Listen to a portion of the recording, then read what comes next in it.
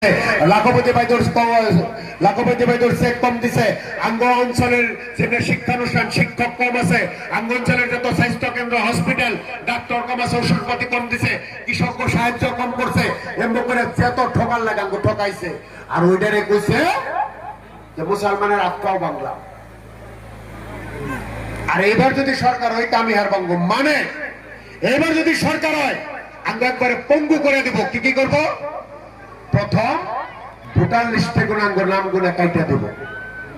Voter লিস্টের পুনর্পরীক্ষণের নামে SIR পুনর্পরীক্ষণের নামে আমাগো মানুষের নথিপত্র পরীক্ষার নামে আঙ্গ আদাদি মানুষের নাম কাইটা দিয়া আঙ্গ প্রথম বিদেশি বানাবো।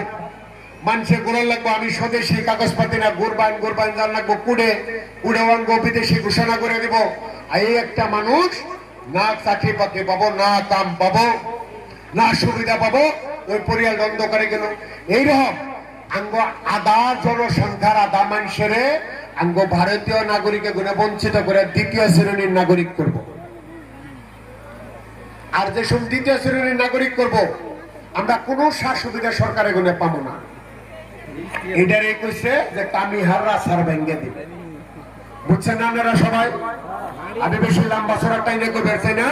হিমন্ত বিশ্ব শর্মা মানে এত অত্যাচার করব, এত কষ্ট দেব, এত জ্বালা যন্ত্রণা দেব, আপনারা আমরা কেন অনুমানও করা হবে যে খোলাখুলি করতেছে, করুম আমি খোলাখুলি করতেছে, বন্দুক আছে।